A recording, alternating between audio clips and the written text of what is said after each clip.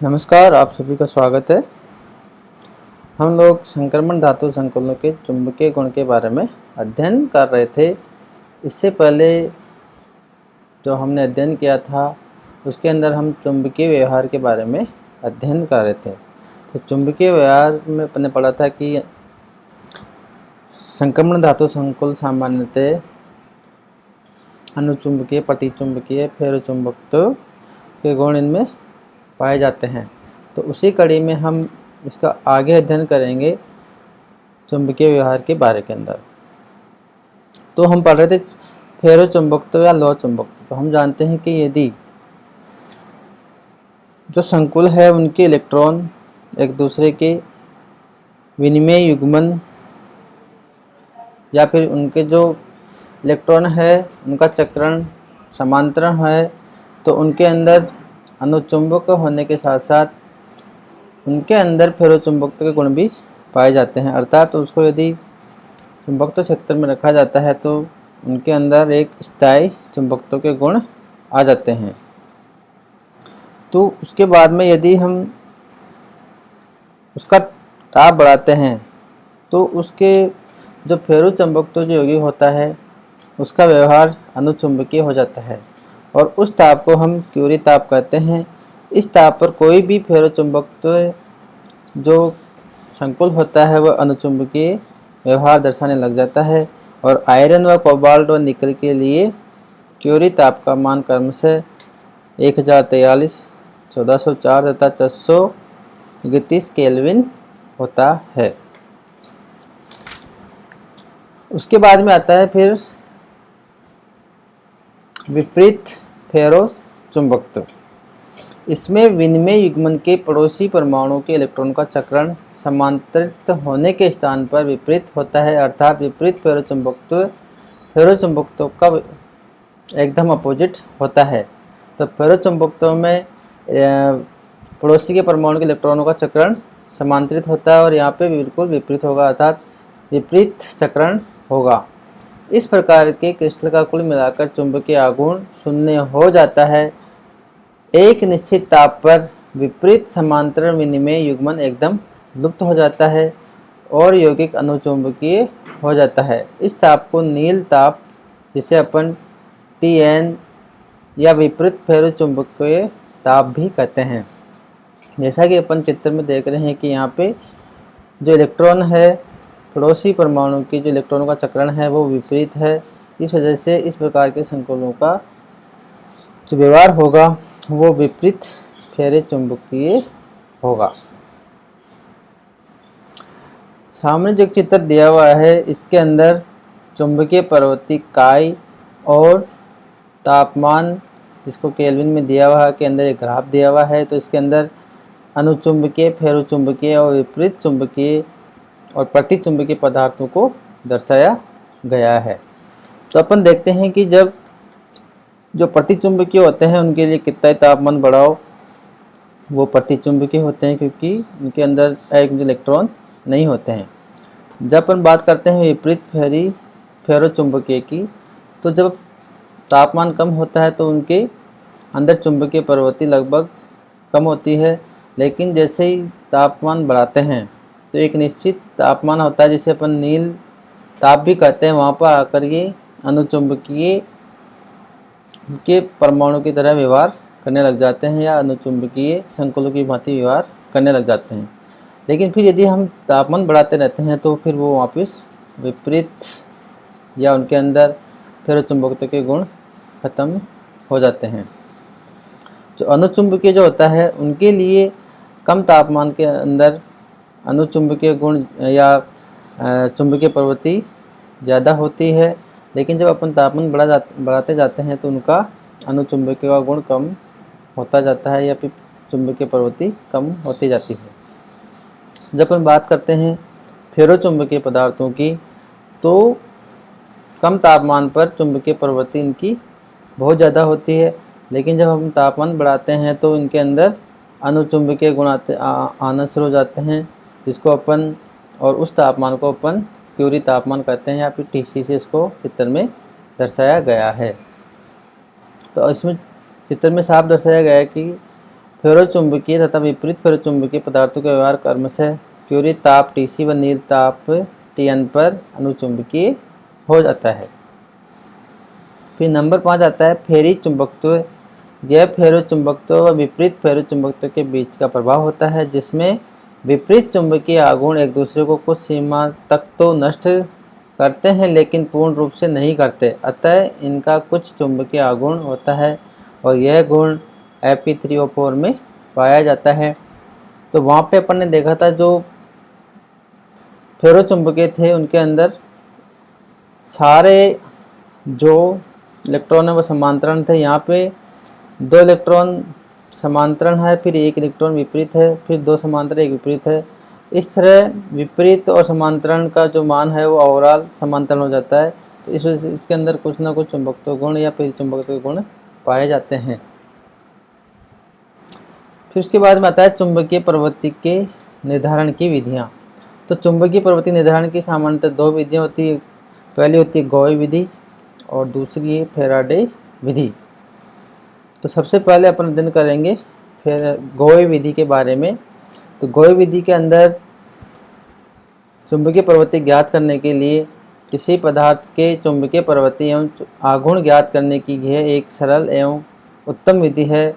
इसमें एक विशेष प्रकार की गोई तुला में पहले पदार्थ की कुछ मात्रा को तोल लिया जाता है, बाद में पदार्थ पर एक चुंबकीय शक्ति लगाते हैं और पदार्थ के भार में अंतर को ज्ञात कर लेते हैं। तो इस विधि के अंदर प्रति चुंबकीय पदार्थों में कोई अयुग्मित इलेक्ट्रॉन नहीं होता, अतः इनका चुंबकीय आघूर्ण शून्य होता है। ऐसे पदार्थ पर यदि बाह्य चुंबकीय शक्ति लगा दिया जाए तो उनमें प्रेरित चुंबकीय आघूर्ण बन जाएगा, जो बाह्य चुंबकीय शक्ति के विपरीत दिशा में होगा। अतः ऐसा पदार्थ चुंबकीय बल रेखाओं को प्रतिकर्षित करेगा, जिससे भार में थोड़ी कमी आ जाती है। अर्थात कोई विधि के अंदर प्रति चुंबकीय पदार्थों के भार में कमी आ जाती है, और यदि पदार्थ अनुचुंबकीय है तो उसके अंदर अयुग्मित इलेक्ट्रॉन होने के कारण वे चुंबकीय बल रेखाओं को आकर्षित करते हैं, जिससे पदार्थ दोनों चुंबकीय ध्रुवों के बीच में खिंच जाता है, जिससे उनके भार में वृद्धि हो जाती है। चित्र में जो दर्शाया गया है विद्युत चुंबक है, जिनके मध्य एक नली में पदार्थ लिया है और एक पलड़ा हटी हुई विश्लेषण कुंडली होती है, और इसके द्वारा अपन चुंबकीय शक्ति लगाने से पहले का भार और चुंबकीय शक्ति लगाने के बाद का भार ज्ञात करके किसी भी पदार्थ के चुंबकीय प्रवृत्ति के बारे में ज्ञान प्राप्त कर सकते हैं। आगे दिया है किसी पदार्थ की विशिष्ट प्रवृत्ति या ग्राम अथवा भार प्रवृत्ति काई जी को निम्न समीकरण से ज्ञात कर सकते हैं। यहाँ पे chi g equal to 2L into del m upon h square into m. तो यहाँ पे जो दिया गया है स्मॉल m पदार्थ का द्रव्यमान है, h चुंबकीय क्षेत्र की तीव्रता है, डेल m पदार्थ भार में अंतर, L दो ध्रुवों के मध्य की दूरी। इस ग्राम प्रवृत्ति को अणुभार से गुणा करने पर पदार्थ की मोलर प्रवृत्ति ज्ञात की जाती है। अतः काई m इक्वल टू काई जी इंटू कैपिटल M। इस तरह अपन किसी भी पदार्थ की मोलर प्रवृत्ति ज्ञात कर सकते हैं, जिसको समीकरण नंबर 6 से दर्शाया गया है। उसके बाद में जो आती है दूसरी विधि वह है फैराडे विधि। इस विधि में पदार्थ को चुंबकीय ध्रुवों के मध्य में लटकाया जाता है। चुंबकीय ध्रुव की सावधानी पूर्वक इस प्रकार की आकृति बनाई जाती है कि पदार्थ के द्वारा घेरे गए समस्त क्षेत्र में H0 कोष्ठक में del H upon del X का मान स्थिर रहे। जब M द्रव्यमान तथा काई चुंबकीय प्रवृत्ति वाले किसी पदार्थ को एक असीमित क्षेत्र H के मध्य X दिशा में del H upon del X के मध्य लटकाया जाए तो X पर वह पदार्थ एक बल का अनुभव करता है। इस बल को हम F से प्रदर्शित करते हैं, तो जिसका मान F बराबर कोष्ठक में M काई H0 कोष्ठक बंद बड़ा कोष्ठक del H upon del X कोष्ठक बंद, इसको समीकरण नंबर 7। इस तरह अपन जो पदार्थ का बल अनुभव करता है उसको अपन ज्ञात कर सकते हैं। अब इसके अंदर एक चित्र दिया हुआ है जिसके अंदर एक विद्युत तुला होता है। पदार्थ को दो चुंबकों के मध्य लटकाया जाता है और चुंबकों को इस तरह वो किया जाता है कि ये पदार्थ को अधिक से अधिक चुंबकीय क्षेत्र उपलब्ध कर सके। इस बल को ज्ञात करने के लिए पहले चुंबकीय क्षेत्र में और फिर चुंबकीय क्षेत्र की अनुपस्थिति में तोला जाता है। दोनों भारों का अंतर F के बराबर होता है। इस विधि की सरलता के लिए ज्ञात प्रवृत्ति वाला पदार्थ, तो इसमें एक ऐसा पदार्थ लेते हैं जिसकी प्रवृत्ति पहले से ही ज्ञात हो, जिसको यहाँ पे जैसे मरकरी का एक कॉम्प्लेक्स है Hg बड़ा कोष्टक CO थायोसाइनाइड का होल 4 कोष्टक बंद काय।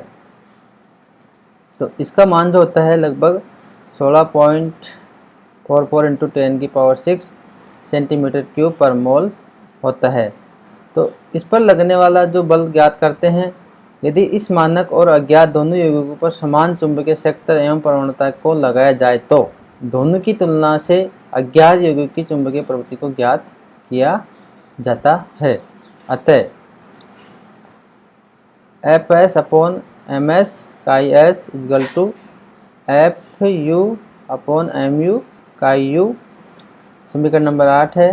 फिर इसको अगर हल करते हैं तो काई U equal to Fu Ms काई S अपॉन Mu Fs, समीकरण नंबर 9। और काई U को अणुभार से गुणा करने पर मोलर प्रवृत्ति को ज्ञात किया जा सकता है। तो इस तरह अपन किसी भी पदार्थ की चुंबकीय प्रवृत्ति को ज्ञात कर सकते हैं। उसके बाद में इन दोनों में जो है फैराडे और जो गोई विधि है, इन दोनों में से श्रेष्ठ विधि फैराडे विधि होती है, क्योंकि इसके अंदर एक तो पदार्थ की कम मात्रा लगती है और ये एक सस्ती विधि भी है, जिसके अंदर सीधे ही अपन चुंबकीय प्रवृत्ति का ज्ञात कर सकते हैं। बल्कि गाय विधि में पहले उसके चुंबकीय आघूर्ण वगैरह को ज्ञात किया जाता है, उसके बाद में चुंबकीय प्रवृत्ति ज्ञात की जाती है। इस तरह जो फैराडे विधि है वो गाय विधि की अपेक्षा अधिक उत्तम और सरल है। फिर उसके बाद में आता है चुंबकीय चक्रण मात्र सूत्र। चक्रण मात्र सूत्र की सहायता से उस पदार्थ के या किसी परमाणु या आयन के कितने एटम इलेक्ट्रॉन है की संख्या ज्ञात की जा सकती है।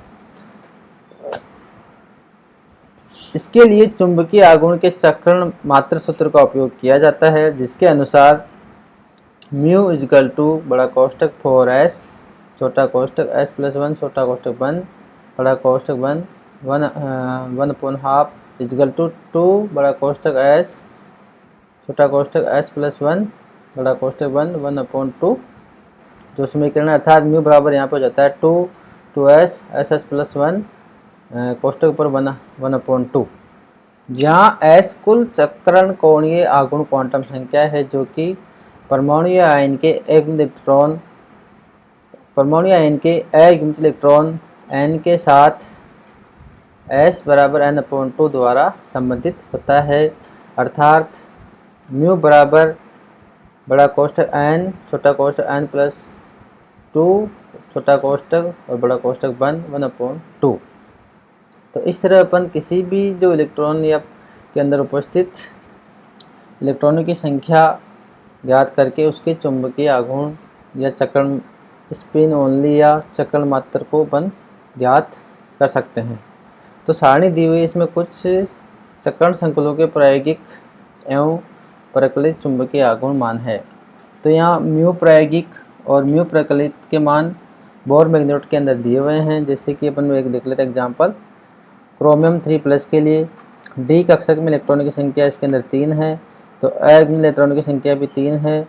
तो इसका जो प्रायोगिक मान है वो है 3.70 से 3.90, और इसका जो प्रकलित मान होता है वो होता है 3.88, जो लगभग प्रायोगिक मान और प्रकलित मान लगभग समान आते हैं। तो इस तरह अपन इस सूत्र की सहायता से बहुत सारे या धातु संक्रमण धातु संकुल है उनके चक्रण संकुलों के प्रायोगिक मान और ज्ञात कर सकते हैं। पदार्थों की चुंबकीय प्रवृत्ति से अयुग्मित इलेक्ट्रॉनों की संख्या ज्ञात की जा सकती है अथवा विपरीत अयुग्मित इलेक्ट्रॉनों की संख्या के आधार पर किसी संकुल के चुंबकीय आघूर्ण के मान का प्रकलन किया जा सकता है। संकुलों के चुंबकीय प्रवृत्ति में उसके अनुचुंबकत्व और प्रतिचुंबक दोनों का योगदान होता है, अतः पदार्थों की चुंबकीय प्रवृत्ति के मानों में एक संशोधन गुणांक की आवश्यकता पड़ती है। अर्थात किसी पदार्थ के लिए अपन उसके प्रतिचुंबकीय के जो मान होते हैं उनको अपन नगण्य नहीं कर सकते, उसको कहीं ना कहीं अपन को इसको कंसिडर करना पड़ता है। इस प्रकार प्रतिचुंबकीय प्रवृत्ति का संशोधन करने के बाद प्राप्त संशोधित अनुचुंबकीय प्रवृत्ति अणु के स्थायी चुंबकीय आघूर्ण म्यू के साथ निम्न प्रकार से संबंधित होता है। Chi M equal to N square mu square upon 3 R T. तो जहाँ पे एन एवोगैड्रो संख्या है, आर आदर्श गैस स्थिरांक है, टी परमताप है, म्यू बोर मैग्नेट्रॉन या चुंबकीय आघूर्ण जिसको one Bohr magnetron equal to A H upon 4 pi M होता है। समीकरण 12 को हल करने पर mu equal to 3 R T chi M upon N two बड़ा कोष्टक पर 1/2 जिसको समीकरण नंबर 13 से डिनोट करते हैं आती है। स्थिरांक एन व आर के मान को रखकर हल करने पर समीकरण नंबर 14 प्राप्त होती है, जो कि निम्न प्रकार है। म्यू इजकल टू 2.84 छोटा कोष्टक एक्स काई एम टी छोटा कोष्टक बंद 1/2। इसकी सहायता से अपन चक्रण मात्रा सूत्र की सहायता से अपन म्यू ज्ञात कर लेते हैं और चुंबकीय प्रवृत्ति के बारे में आसानी से अध्ययन कर सकते हैं। धन्यवाद।